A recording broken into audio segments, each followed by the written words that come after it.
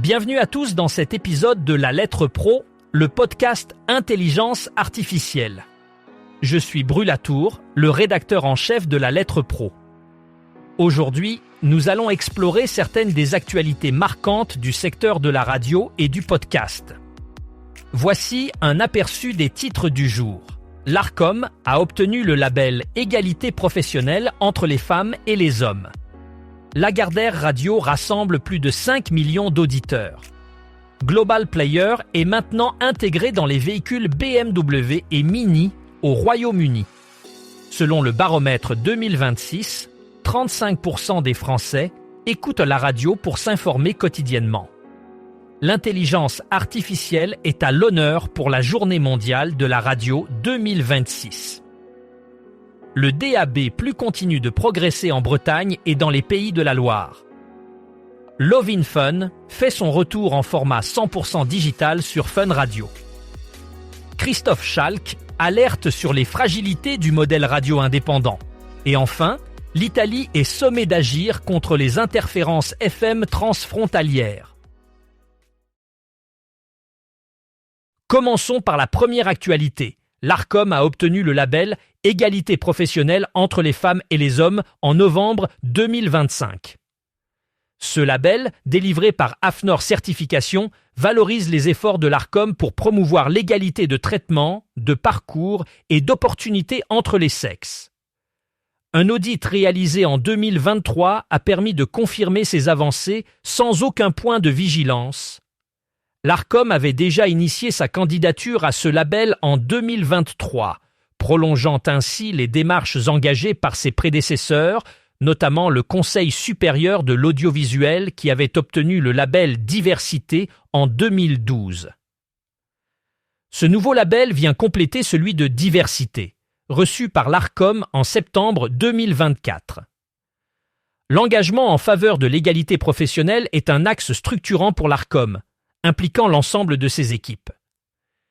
Une évaluation de mi-parcours est prévue pour septembre 2026 afin de s'assurer du maintien de ces standards élevés. Passons à présent à l'actualité concernant Lagardère Radio. En ce début d'année 2026, Lagardère Radio célèbre un succès retentissant en atteignant un auditoire de 5 320 000 personnes. Ce chiffre, qui témoigne d'une croissance significative, souligne la popularité continue des stations appartenant à ce groupe. Parmi elles, Europe 1, Virgin Radio et RFM jouent un rôle clé dans l'attrait des auditeurs. Les résultats sont le fruit d'une stratégie éditoriale bien pensée et de la diversité des programmes proposés qui répondent aux attentes d'un public varié. La performance de Lagardère Radio s'inscrit dans un contexte où la consommation des médias évolue rapidement, avec une montée en puissance du digital. Toutefois, les chiffres démontrent que la radio traditionnelle conserve une place de choix dans le quotidien des auditeurs français. C'est une preuve de la résilience et de l'adaptabilité du groupe face aux défis du secteur. Dans une avancée technologique majeure, Global Player, la plateforme de diffusion numérique de Global, est désormais intégrée aux véhicules BMW et Mini au Royaume-Uni. Cette intégration permet aux conducteurs d'accéder facilement à une vaste gamme de contenus audio, y compris des stations de radio, des podcasts et des playlists personnalisées directement depuis le tableau de bord de leur voiture. Grâce à cette nouvelle fonctionnalité, Global vise à améliorer l'expérience utilisateur en rendant ses services plus accessibles sur la route. Les utilisateurs peuvent désormais profiter de leur contenu préféré sans avoir à manipuler leur téléphone, ce qui contribue à une conduite plus sûre et plus agréable. Cette initiative s'inscrit dans une tendance plus large d'intégration des technologies numériques dans les véhicules, répondant à la demande croissante pour des solutions connectées et pratiques dans le secteur automobile. Selon le baromètre 2026, 35% des Français écoutent la radio pour s'informer quotidiennement.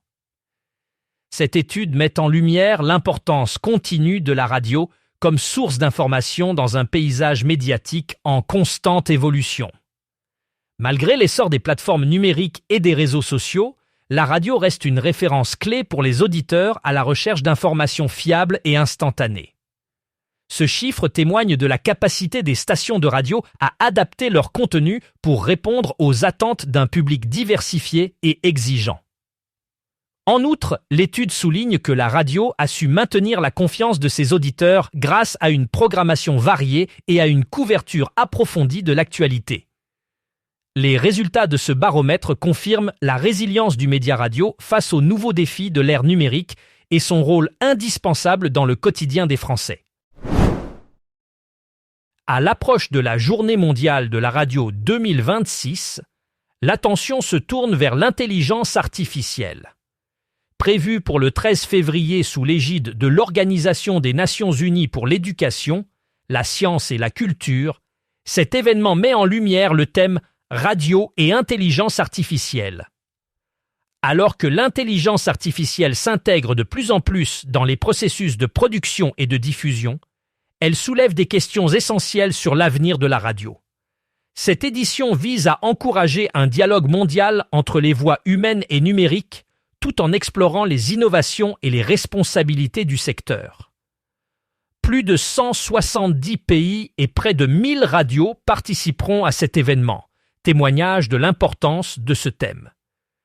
RedTech, partenaire de l'événement, propose un kit de communication multilingue pour aider les professionnels à célébrer cette journée avec des ressources pour créer des contenus et organiser des événements locaux. Le DAB+, connaît une expansion notable en Bretagne et dans les pays de la Loire. Les 17 et 18 décembre 2025, 90 nouveaux émetteurs ont été activés, permettant à plusieurs radios adhérentes de la Corlab d'étendre leur couverture en radio numérique terrestre. Cette initiative s'inscrit dans un plan national pour atteindre une couverture de 80% de la population d'ici la fin de 2026. Désormais, les principales agglomérations bretonnes et les axes routiers majeurs bénéficient d'une couverture quasi complète. En outre, 26 radios nationales voient leur diffusion s'étendre vers le sud, entre Rennes et Quimper. Plus de 50 radios sont désormais disponibles en DAB, plus dans des villes comme Lorient, Quimper et Saint-Brieuc. L'association Ensemble pour le DAB+ rapporte une augmentation de la notoriété du dispositif qui passe de 20 à 35% depuis 2024.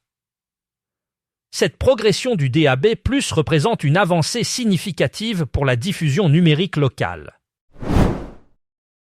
Fun Radio relance Love in Fun en format entièrement digital, marquant une nouvelle ère pour cette émission iconique.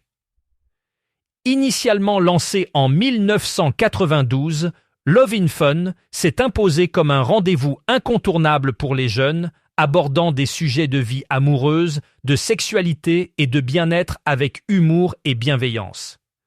Après une pause, l'émission revient sur Fun Radio avec une approche moderne et interactive, exclusivement accessible en ligne.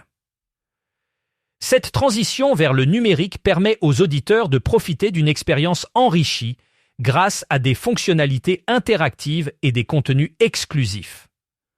Le format digital offre également une flexibilité accrue quant à l'écoute, les auditeurs pouvant désormais accéder aux épisodes à tout moment via des plateformes de streaming. Cette initiative s'inscrit dans la stratégie de Fun Radio de renforcer sa présence numérique et de s'adapter aux nouvelles habitudes de consommation des jeunes auditeurs. Christophe Schalk, une figure emblématique du secteur radiophonique, met en lumière les défis auxquels font face les radios indépendantes. Selon lui, la radio reste un réflexe quotidien pour beaucoup, mais elle doit évoluer pour rivaliser avec les plateformes numériques. Schalk souligne la nécessité de règles équitables et d'un soutien clair à l'innovation pour que ces radios puissent prospérer. Il plaide pour une révision du cadre réglementaire afin d'offrir des conditions de concurrence équitables. Les radios indépendantes doivent faire face à des défis économiques et technologiques majeurs, et sans un soutien adéquat, elle risque de perdre du terrain face aux géants du numérique. Schalk appelle à une mobilisation collective pour assurer la pérennité et l'évolution du modèle radio indépendant, essentiel à la diversité médiatique et à la richesse culturelle. L'Italie est sous pression pour résoudre les interférences FM transfrontalières qui affectent les émissions radiophoniques dans les pays voisins. Ces perturbations, souvent causées par des émetteurs italiens puissants, perturbent les fréquences utilisées par les stations de radio en France, en Suisse et dans d'autres régions. Les autorités de régulation de ces pays ont exhorté l'Italie à prendre des mesures immédiates pour atténuer ces problèmes qui persistent depuis plusieurs années. Les discussions entre les régulateurs italiens et leurs homologues européens se multiplient pour trouver une solution durable qui respecte les normes internationales et assure une diffusion sans encombre pour toutes les stations concernées. Ce conflit de fréquences souligne l'importance d'une coopération transfrontalière renforcée pour garantir une coexistence harmonieuse entre les différentes stations de radio opérant dans des territoires adjacents. C'est tout pour aujourd'hui dans cet épisode de La Lettre Pro, le podcast Intelligence Artificielle. Pour plus de détails sur ces sujets et bien d'autres, rendez-vous sur notre site lalettre.pro. N'oubliez pas que vous pouvez vous abonner à notre newsletter quotidienne pour ne rien manquer de l'actualité professionnelle de la radio et du podcast. Merci de votre écoute et à demain pour un nouvel épisode.